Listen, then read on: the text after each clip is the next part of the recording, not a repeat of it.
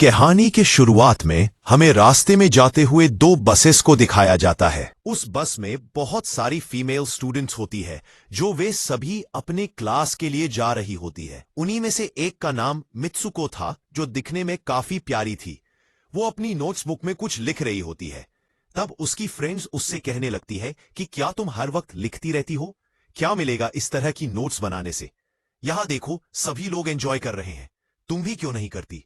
यह कहकर उसकी फ्रेंड्स उसकी नोटबुक को छीन लेती है और उसका पेन नीचे गिर जाता है और वो अपना पेन उठाने के लिए जैसे ही झुकती है तभी हम देखते हैं कि उस समय कोई चीज बहुत तेजी से आती है और उस लड़कियों के साथ उन दोनों बसेस को आधे पर से ही काट देती है, जिसकी वजह से सारी की सारी लड़कियां दो हिस्सों में कट जाती है।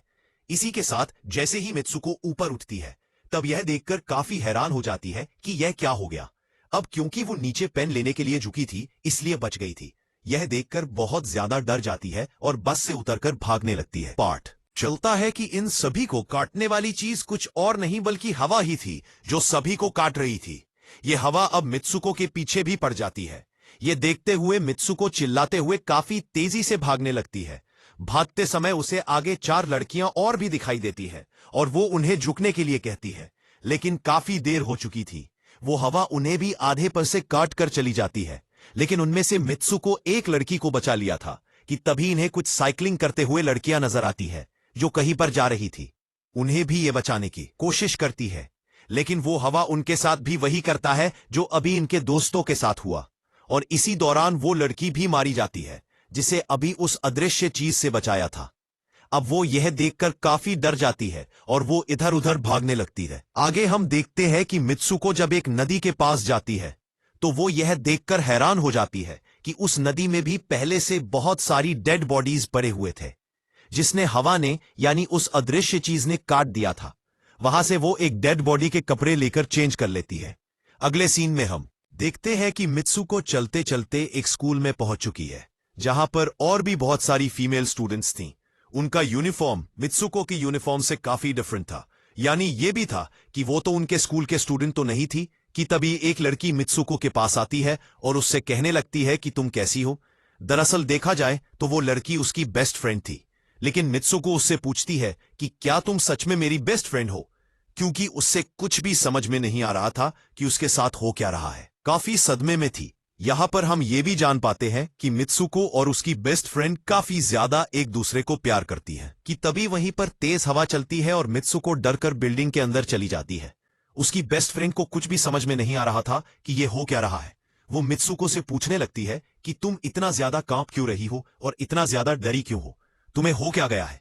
तब मित्सुको अपने बेस्ट फ्रेंड को सब कुछ बता देती है कि किस तरह से एक हवा का झुंका आया और उसके स्कूल के सभी स्टूडेंट्स को काट कर चली गई। यह सुनकर उसकी दोस्त उसे विंडो के पास ले जाकर उसकी हाथ बाहर निकालकर कहने लगती है कि ये देखो, ये बस हवा है और कुछ नहीं। यहां पर मित्सुको के दिल को कुछ शांति मिलती है और इसे लगने लगता है कि शायद ये मेरा ख्वाब ही हो सकता है। जिसके बाद मित्सुको का बेस्ट फ्रेंड अपने दो और दोस्तों को लेती है और क्लास को बंद करने का प्लान बनाती है। जैसे ही ये चारों क्लास के बाहर जाने के लिए निकलने ही वाली होती है कि तभी वहां पर उनकी टीचर आ जाती है और उन्हें देख लेती है, लेकिन वो चारों वहां से भाग जाती है। वे चारों भागते भागते एक लेक पर आ जाती है। वहां पर मित्सुको की बेस्ट फ्रेंड अपने दोनों दोस्तों को भी उसके ख्वाब के बारे में बताती है। तभी उनमें से एक लड़की कहती है कि हो सकता है कि यह सच हो, जैसे मिरर वर्ल्ड होती है जहां पर इस दुनिया से अपोजिट यानी उल्टा होता है। या कहकर वो तालाब में एक पत्थर फेंककर कहने लगती है कि देखो, यहां पर मैंने तो पत्थर फेंका है, लेकिन हो सकता है कि दूसरी दुनिया में मैंने ऐसा ना किया हो। कि तभी अचानक से उस तालाब में से एक क्रोकोडाइल निकलकर आता है, उसमें से एक लड़की को खा जाता है। फिर वो लड़की कहने लगती है कि देखो, मैंने कहा था ना, जो इस दुनिया में होता है वो उस दुनिया में बिल्कुल भी नहीं होता, और जो उस दुनिया में हो रहा है वो इस दुनिया में नहीं हो सकता। तो इसको भी उसी दुनिया में मगरमच्छ ने खाया है। और यहां पर ये देखो, ये तो बिल्कुल सेफ है। उसी लेक के पास एक बिस्तर यानी एक बेड नजर आता है। ये चारों उस बेड से तकिए को उठाकर खेलने लगती है कि तभी हम देखते हैं दूर से दो लड़कियां इन्हें देख रही थी। उन दोनों लड़कियों में से एक ब्राइडल बनी हुई थी, क्योंकि ये दोनों लड़कियां आपस में एक दूसरे से शादी कर ली थी।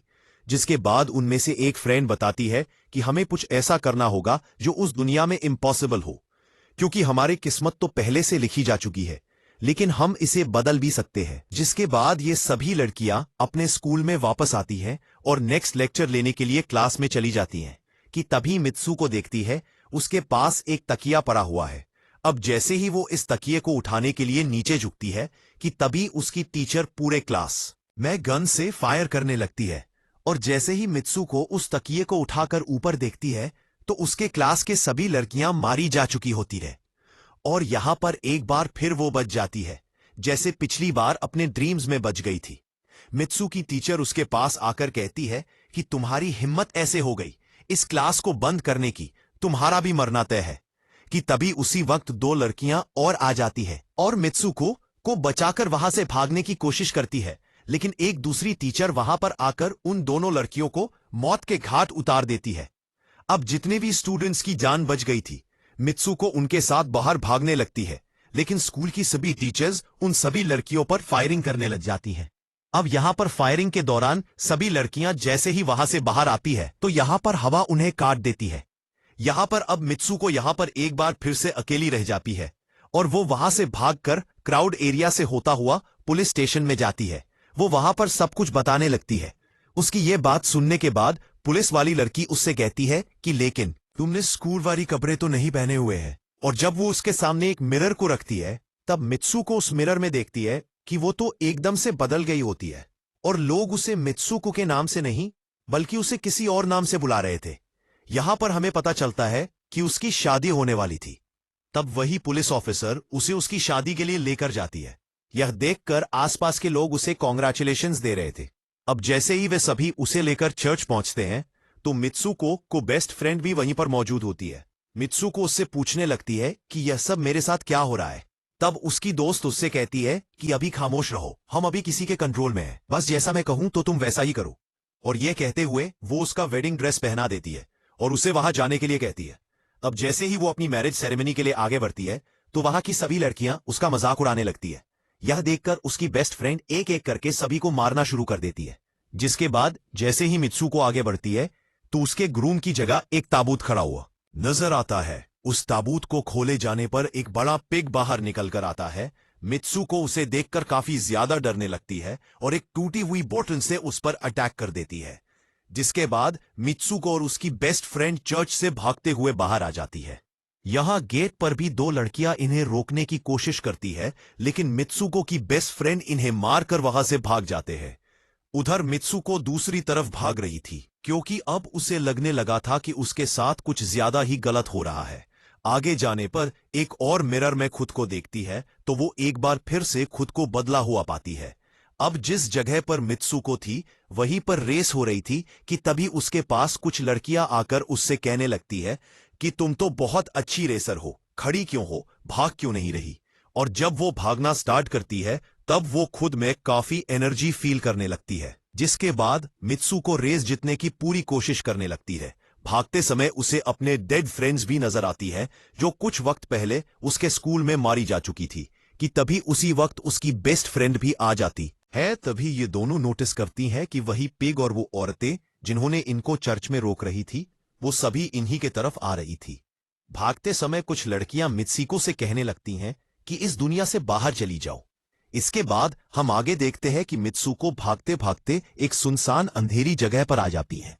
वहीं पर कुछ स्टूडेंट्स नजर आती है जिन्होंने यूनिफॉर्म पहना हुआ था। वो सभी लड़कियां मित्सुको से कहने लगती हैं कि हम सभी मरे हुए हैं और तुम्हें भी मार देंगे। लेकिन तभी मित्सुको की बेस्ट फ्रेंड वहां पर आकर उस लड़की को मारकर वहां से मित्सुको को भगा ले जाती है। मित्सुको की बेस्ट फ्रेंड उसे अपना नाम जोर जोर से पुकारने के लिए कहती है, जिस पर मित्सुको अपना नाम जोर जोर से लेने लगती है। इसी के साथ मित्सुको अपना असली रूप में वापस आ जाती है। उसकी बेस्ट फ्रेंड उसे अपना हाथ दिखाते हुए कहती है कि प्लीज मेरे हाथ में जो वायर लगी हुई है उसे बाहर खींच दो ताकि मैं इस दुनिया से बाहर जा सकूं। लेकिन मित्सुको को डर भी था कि कहीं यह वायर खींचने से उसकी जान न चली जाए। और क्योंकि मित्सुको अपने बेस्ट फ्रेंड को काफी ज्यादा प्यार करती थी इसलिए वो ऐसा नहीं करना चाहती थी, लेकिन ज्यादा उसे फोर्स करने पर वो उसकी वायर खींच देती है। वायर खींचते ही उसकी बेस्ट फ्रेंड की बॉडी दो हिस्सों में बढ़ जाती है और तभी उसी वक्त उसे एक गेट नजर आती है। उस दरवाजे से बाहर आने पर वो देखती है कि अब वो आदमियों की दुनिया में आ चुकी है। वहीं पर उसके पोस्टर्स भी लगे हुए थे। जिस पोस्टर को कुछ लड़के देख रहे थे तभी एक लड़का मित्सुको के पास आकर कहता है कि तुम फ्यूचर में हो। इस बात को सुनते ही वो बेहोश हो जाती है। कुछ टाइम के बाद जब उसे होश आता है तब वो आगे बढ़ती है। तब वो देखती है कि एक बूढ़ा आदमी गेम खेल रहा होता है और उसी गेम में मित्सुको वही कैरेक्टर नजर आती है जो अभी बनी हुई है। मित्सुको को देखते ही बूढ़ा आदमी कहने लगता है कि मैंने ही इस गेम को बनाया है और मैं ही हूं जो तुम लोगों को कंट्रोल कर रहा हूं। तुम तो बहुत पहले मारी जा चुकी थी, लेकिन मैंने तुम्हारा डीएनए लेकर तुम्हें फिर से बनाया। मित्सुको को जब यह बात सुनकर उसे पता चल जाता है कि यह एक गेम है, तो उसे लगता है कि शायद मैं अभी भी अपने दुनिया में जा सकती हूं। कि तभी उसी समय एक आदमी आता है और मित्सुको को अपने पास बुलाने लगता है। तब वो बूढ़ा आदमी मित्सुको से उसकी आखिरी लेवल को कंप्लीट करने के लिए कहता है। वो आगे बढ़ने लगती है कि तभी मित्सुको को अपने दोस्त की कही हुई बात याद आ जाती है कि अगर हम इस दुनिया में कुछ ऐसा करेंगे जो दूसरी दुनिया में इम्पॉसिबल हो तो तुम इस गेम से बाहर आ जाओगी। और इसी के साथ वो इस आदमी का गला दबा देती है और कहने लगती है, बस करो, हमारे साथ खेलना। ये कहकर मित्सुको उस बूढ़े आदमी की छड़ी को उठाकर अपने पेट में घुसा देती है, जिस वजह से उसकी मौत हो जाती है। और यहां पर हम देखते हैं कि बूढ़ा आदमी ये सोच भी नहीं सकता था कि मित्सुको ऐसा कुछ कर सकती थी। और इसी के साथ उसकी डेस्टिनी पूरी तरह से चेंज हो जाती है। वो इस दुनिया में यानी गेम में तो मर चुकी थी, लेकिन असली दुनिया में वो अभी भी जिंदा थी। आगे हमें यह भी दिखाया जाता है कि मित्सुको के बाकी के कैरेक्टर्स भी किसी न किसी वजह से अपने आप को मार लेते हैं और अब वे सभी गेम का पार्ट नहीं थे। अगले सीन में हमें मित्सुको को बर्फीले जगह पर लेटा हुआ दिखाया जाता है और अब वो अपने रियल वर्ल्ड में आ चुकी थी। और इसी के साथ ये दिमाग घुमा देने वाली कहानी यहीं पर खत्म हो जाती है। आगे और भी ऐसे ही एक्सप्लेनेशन मूवीज देखने के लिए कमेंट में नेक्स्ट लिखना ना भूलें। Thanks for watching.